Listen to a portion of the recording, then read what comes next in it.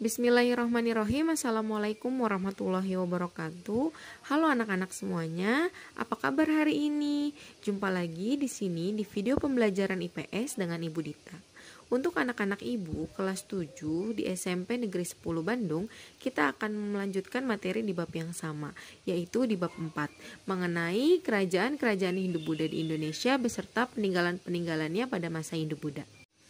Yang perlu kita ketahui adalah di Indonesia terdapat 8 kerajaan yang bercorak Hindu-Buddha. Yang pertama, Kerajaan Kutai, yang kedua, Kerajaan Tarumanegara, yang ketiga, Kerajaan Sriwijaya, yang keempat, Kerajaan Mataram kuno, yang kelima, Kerajaan Medang, dan yang keenam, Kerajaan Kediri, ketujuh, Kerajaan Singosari, dan yang terakhir atau yang paling besar yaitu Kerajaan Majapahit. Lahirnya kerajaan-kerajaan yang bercorak Hindu-Buddha pada masa itu merupakan salah satu bukti adanya pengaruh Hindu-Buddha di Indonesia.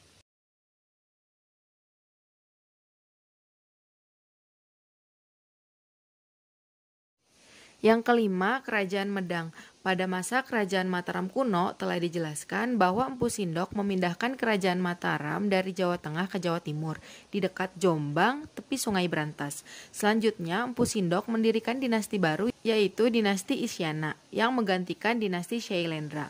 Pendiri Kerajaan Mataram di Jawa Timur adalah Empu Sindok yang sekaligus sebagai raja pertama dengan gelar Sri Maharaja Rakaihino Sri Isana Wikrama Dharmatunggadewa.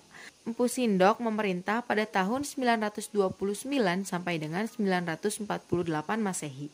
Setelah kematiannya digantikan oleh anak perempuannya yang bernama Sri Isyana Tunggawijaya. Kemudian ia menikah dengan Sri Lokapala dan dikaruniai seorang putra bernama Sri Makutawang Swardana yang kemudian naik tahta menggantikan ibunya. Yang kemudian digantikan lagi oleh Sri Dharmawangsa Teguh Ananta Wikrama. Namun ketika Dharmawangsa melaksanakan perkawinan antara putrinya dengan Airlangga yang merupakan putra Raja Udayana dari Bali, terjadi serangan dari Raja Wirawari yang diduga merupakan dorongan dari kerajaan Sriwijaya.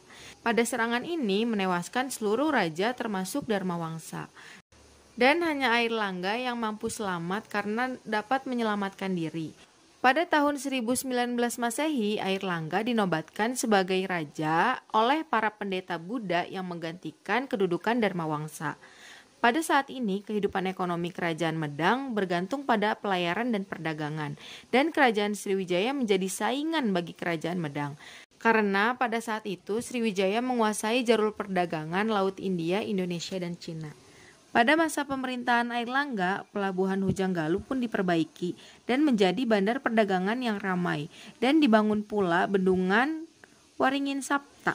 Pada masa pemerintahan Dharmawangsa pun kitab Mahabharata disadur dalam bahasa Jawa kuno, yang selanjutnya pada masa pemerintahan Airlangga, Empu Kanwa mengubahnya menjadi kitab Arjuwihaha.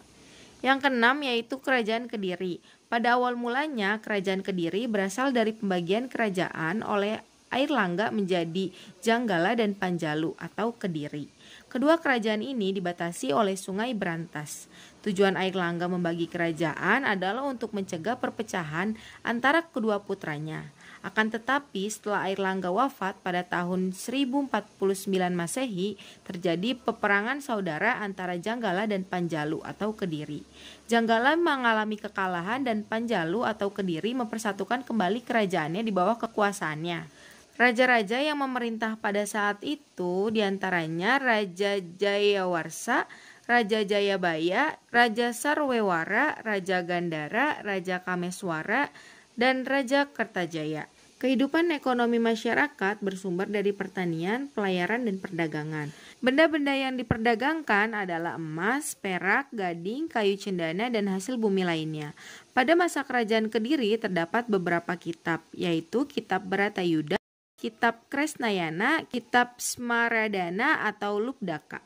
Kekuasaan Kerajaan Kediri berakhir pada masa Kertajaya, yaitu pada tahun 1222 Masehi. Ken Arok dengan dukungan kaum Brahmana dapat menyerang Kediri dan Kediri pun dikalahkan oleh Ken Arok.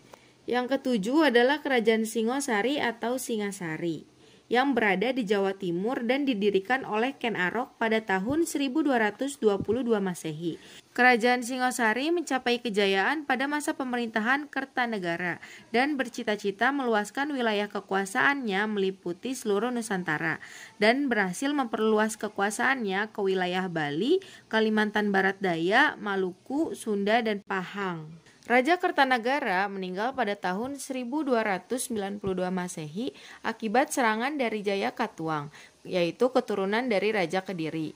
Pada masa ini, kehidupan ekonomi masyarakat bersumber dari pertanian dan perdagangan karena terletak di antara dua sungai besar yaitu Sungai Bengawan Solo dan Sungai Berantas.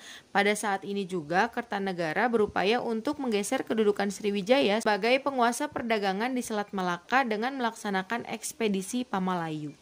Yang kedelapan atau yang terakhir yaitu Kerajaan Majapahit. Kerajaan ini merupakan kerajaan Hindu-Buddha yang terbesar dalam sejarah Indonesia, yang diperkirakan berdiri sekitar tahun 1293 Masehi di Mojokerto, Jawa Timur. Sumber sejarah Kerajaan Majapahit diperoleh dari kitab-kitab, diantaranya Kitab Pararaton, Kitab Sutasoma, Kitab Negara Kartagama, dan juga melalui prasasti-prasasti, diantaranya Prasasti Gunung Butak, Prasasti Kadudu, Prasasti Belambangan, dan Prasasti Langgaran. Munculnya Kerajaan Majapahit sangat erat kaitannya dengan keruntuhan Kerajaan Singosari. Kerajaan Majapahit didirikan oleh Raden Wijaya yang sekaligus menjadi raja pertama dengan gelar Kartajasa Jayawardhana. Raden Wijaya berhasil meruntuhkan Jaya Katuang dan menghancurkan tentara Mongol yang dipimpin oleh Kubilai Khan.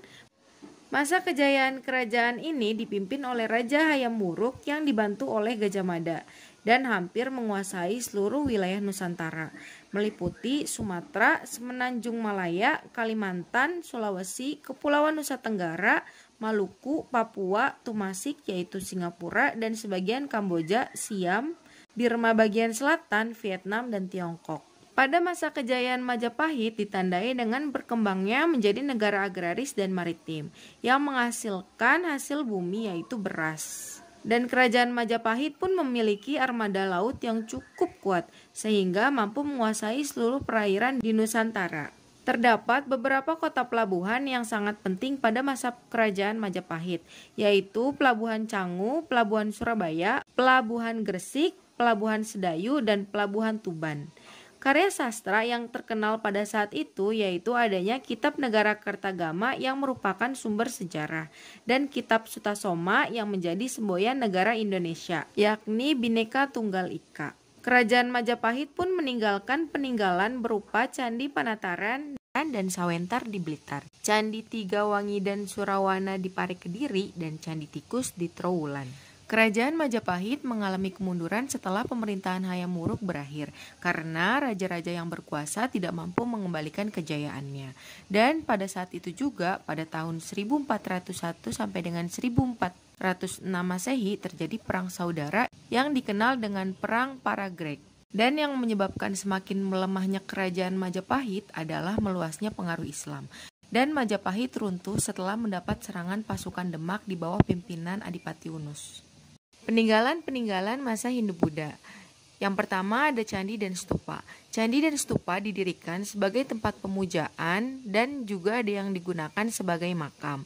Candi terbagi menjadi dua, ada candi dari agama Hindu dan candi dari agama Buddha. Bangunan candi yang digunakan oleh agama Hindu antara lain yang kita kenal adalah Candi Prambanan, Candi Suku, Candi Canggal, dan Candi Gedong Songo.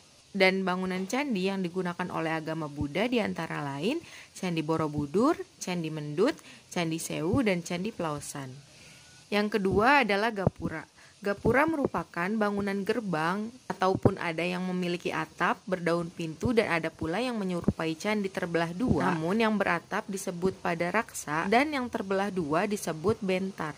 Contoh Gapura yaitu Gapura Wringin Lawang di Trowulan yang merupakan peninggalan kerajaan Majapahit. Yang ketiga, petirtaan. Petirtaan sesuai dengan namanya yaitu air, yang merupakan pemandian suci di kalangan istana yang semisal dengan Tirta Empul dan Jolotondo. Yang keempat, patung atau arca. Bentuk patung Hindu tidak sama dengan bentuk patung Buddha. Patung Hindu umumnya berbentuk dewa-dewa, tokoh, atau makhluk mistik. Misalnya patung Raja Airlangga yang berbentuk patung Dewa Wisnu yang sedang menunggang Garuda, dan patung Kendedes dalam wujud Dewi Prajna Paramita. Berbeda dengan patung Buddha mewujudkan Sang Buddha Gautama. Patung Buddha diambil dalam beberapa posisi. Misal sikap Dhyana Mudra, yaitu sikap tangan yang sedang bersemedi, atau sikap Wara Mudra, yaitu sikap tangan memberi anugerah. Yang kelima, relief. Relief adalah seni pahat yang terdapat pada dinding suatu bangunan atau candi dan melukiskan suatu cerita. Contohnya adalah cerita Ramayana yang dipahat pada dinding Candi Prambanan. Yang keenam, prasasti. Prasasti yang merupakan tulisan pada batu yang memuat berbagai informasi tentang sejarah atau catatan suatu peristiwa, misalnya prasasti Cangal, prasasti Talang Tuwo, prasasti Kota Kapur, dan lain sebagainya. Yang ketujuh, kitab. Kitab merupakan karangan berupa tulisan, cerita, laporan tentang suatu peristiwa atau sejarah. Isi kitab beragam, yaitu berupa rangkaian kalimat atau puisi indah dalam sejumlah bait. Ungkapan yang terdapat dalam kitab berbentuk puisi disebut kakawin. Kitab peninggalan masa Hindu-Buddha diantara lain Kakawin Bharatayuda karya Empu Seda dan Empu Panulu, dan Kitab Negara Kertagama yakni karya Empu Prapanca, dan Kitab Sutasoma karya Empu Prapanca.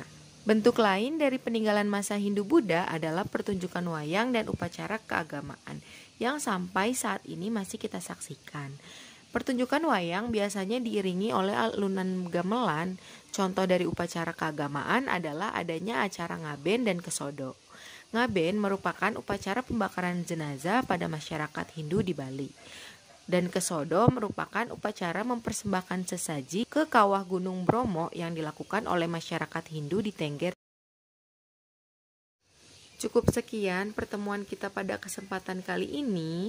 Ibu harap anak-anak dapat memahami materi mengenai kehidupan masyarakat pada masa Hindu-Buddha tentang kerajaan-kerajaan berserta peninggalannya. Apabila ada yang ingin ditanyakan, boleh segera ditanyakan. Kurang lebihnya Ibu mohon maaf. Wassalamualaikum warahmatullahi wabarakatuh.